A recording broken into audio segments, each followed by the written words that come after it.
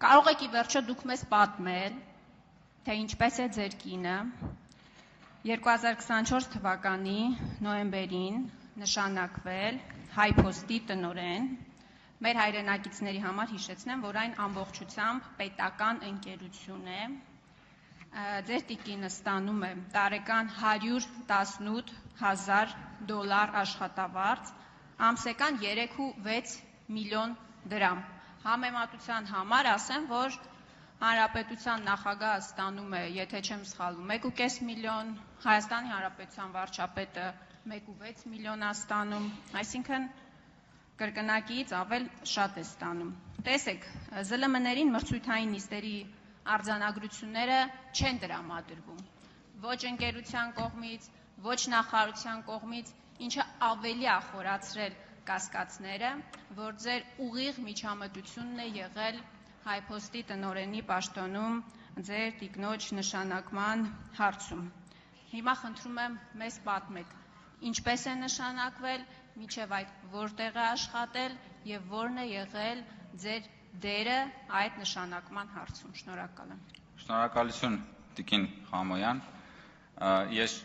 իմ խոսքում չասեցի, որպեսզի ըմբոշխնեմ ձեր հարցի միջոցով այդ հարցը։ Առաջինը, իմ կինը HiPost-ի տնօրեն նշանակվելուց առաջ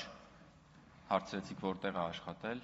ի զարմանս ձեզ ասեմ, որ 5 տարի շարունակ աշխատել է HiPost ընկերությունում եւ եղել է վարչության ղեկավար։ Այսինքն իմ կինը HiPost-ի տնօրեն չի նշանակվել պարզապես ուրիշ տեղից գալով, ինքը եղել է HiPost-ում վարչության ղեկավար։ Հետո եղել է մրցույթ եւ իմ կինը մասնակցելով մրցույթին ընտրվել է HiPost ընկերության տնօրեն մրցութային խորհրդի կողմից։ Այդ մրցութային խորհրդի մեջ բնականաբար ես չկամ եւ չեմ կարող լինել։ Մրցութային խորհրդում ներգրաված են տարբեր անձինք, եթե չեմ սխալվում նաեւ մասնավոր ոլորտներից կան եւ այնպես որ ձեր հարցերը դուք կարող եք համապատասխան կերպով ուղղել պետական գերատեսչություններին եւ ստանալ համապատասխան տեղեկատվություն։ Ես չգիտեմ, գուցե այդ տեղեկատվության վերաբերյալ հարցումները ակնկալել են անձնական տվյալներ, դրա համար այդ տվյալների մի մասը չեն կարողացել տալ լրագրողներին, բայց ներողություն, դա ուրեմն օրենսդրության սահմանած չափանիշներն են եւ կարծում եմ, որ այդտեղ դուք իմ նկատմամբ համենայն դեպս չպետք է որևէ հարց ունենաք։ Երկրորդը, իմ կինը, քանի որ դուք շեշտեցիք աշխատավարձը, իմ կինը HiPost-ի պատմության մեջ ամենացածր աշխատավարձ ստացող տնօրենն է երբևէ HiPost-ի պատմության մեջ չի եղել տնօրեն, որ ստանա այնքան աշխատավարձ, ինչքան ստացել է իմ կինը։ Իմ կինը երբևէ ամենացածր աշխատավարձ ստացող պաշտոնյան է, այսինքն HiPost-ում։ Այսինքն երբ որ ինքը նշանակվել է HiPost-ի տնօրեն, դրանից առաջ նախորդող ժամանակներում, տարիներում, տասնամյակներում HiPost-ի տնօրենները ստացել են էականորեն ավելի բարձր աշխատավարձ եւ ինքը գնացել է ու հիմա ավելի ցածր է ստանում։ Այսինքն ձեր հյուսած